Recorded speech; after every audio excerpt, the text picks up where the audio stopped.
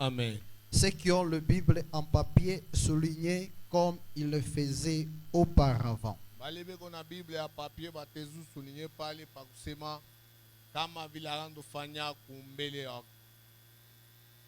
Le sacrifice, offrande, temps. Et c'est ce que nous allons parler ce matin. C'est quoi d'abord le temps? Selon le dictionnaire français, le temps est une succession de jours. Le temps est une succession de jours, des heures, de moments considérés par rapport aux diverses occupations des hommes. C'est ça qu'on appelle temps. Et ce matin, nous parlons de l'offrande temps. L'offrande de temps que nous devons donner au Seigneur. Pourquoi nous devons donner l'offrande de temps au Seigneur? La Bible dit ceci dans Exode chapitre 20. Le 7e jour, qui est le jour du repos, le Seigneur a sanctifié cette journée. Le Seigneur a béni cette journée. Et le Seigneur a donné une obligation. Il lui dit ceci: vous allez travailler 6 jours. Et le 7e jour, vous n'allez pas travailler. C'est une journée qui est à lui, que nous devons lui redonner. Et la Bible est en train de dire ceci: et ni toi, ni ta femme, ni ton fils, ni ta fille, ni même tes servantes qui sont chez toi là, ni même tes bétails ne feront rien ce jour-là. Donc c'est-à-dire, même si dans ta maison toi tu as des bonnes, les jours-là du Seigneur, ils ne sont pas censés venir travailler chez toi. Parce que c'est le jour de Dieu. Le Seigneur a dit: vous allez lui donner. 6 jours il a travaillé. Et le 7e jour, lui-même, Dieu s'est reposé. L'offrande de temps bien-aimé, c'est l'offrande que plusieurs personnes négligent. L'offrande de temps, c'est l'offrande que plusieurs personnes négligent. Et ne prend pas cela avec beaucoup de considération. Plusieurs personnes négligent l'offrande de temps. Et ne le prend pas avec beaucoup de considération. Parce que pour eux, cela ne vaut rien. Tu peux voir quelqu'un qui te dit: je n'ai pas le temps. Mais Dieu lui a donné ce temps-là. Dieu demande dans le temps que tu t'as donné que tu puisses lui redonner encore.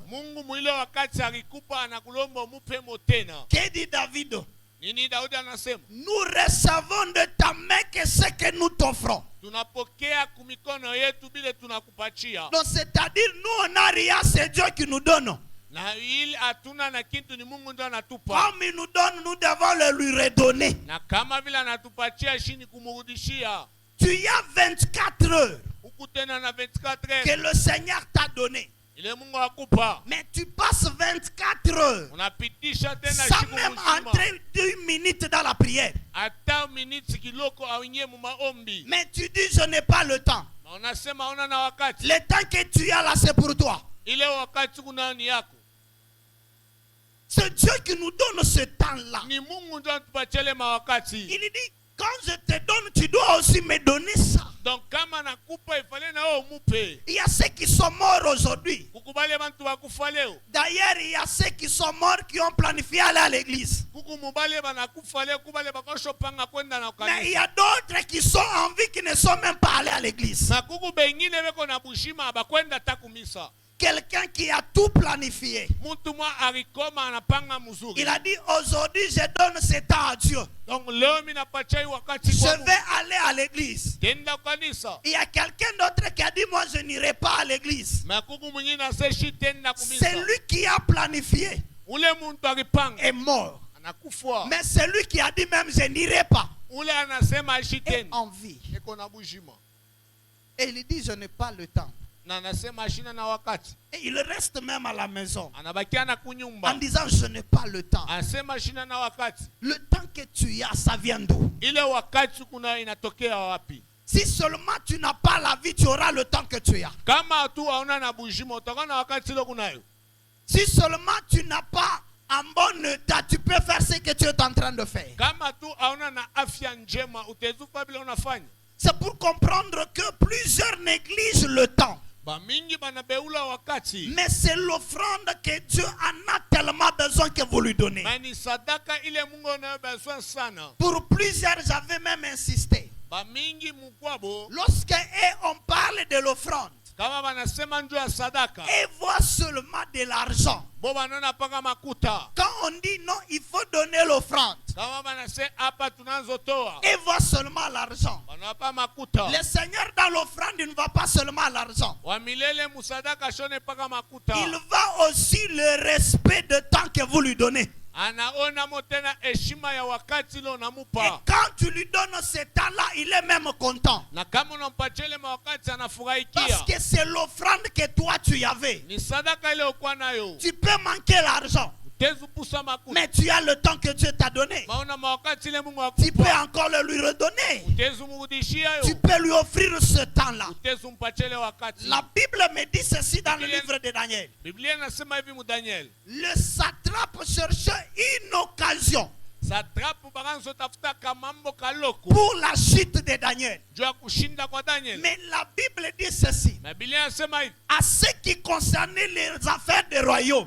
En d'autres termes, à ce qui concernait les affaires du travail que Daniel avait, ils n'ont pas trouvé aucune occasion pour que Daniel tombe.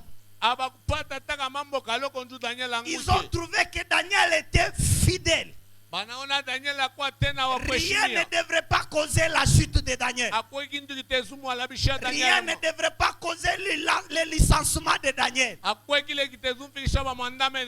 Alors ils ont dit ceci. Cherchons une dans la loi de son Dieu. Qu'est-ce qu'ils ont trouvé dans la loi de son Dieu? Le Seigneur dit ceci. Vous n'adorerez pas un autre Dieu à part moi. Ce qui veut dire quoi? Dans l'affaire de donner le temps en prière, vous ne donnerez pas à quelqu'un d'autre à part à moi Dieu. Ils ont dit maintenant ceci. Cette fois-ci, allons suivre le roi. Nous allons dire au roi, écris une loi.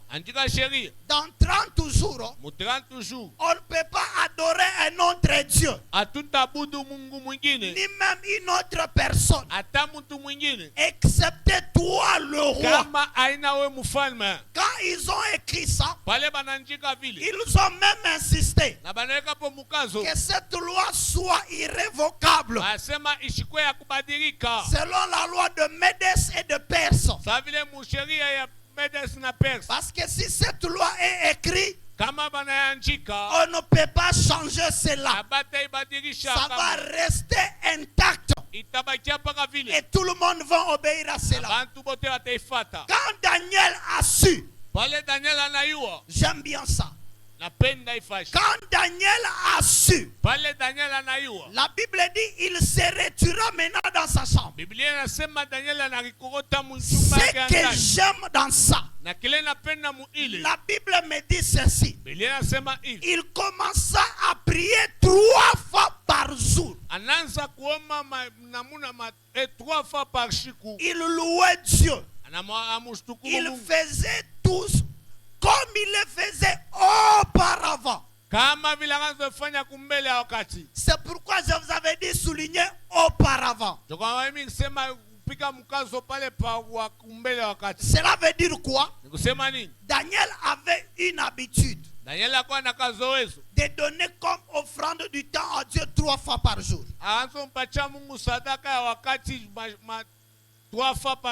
Donc c'est-à-dire dans une journée, Daniel s'est sacrifié 3 fois pour prier le Seigneur. Et ça, c'était une habitude. Mais quand la Bible dit il a commencé à faire comme auparavant, ce qui veut dire il y a un moment, Daniel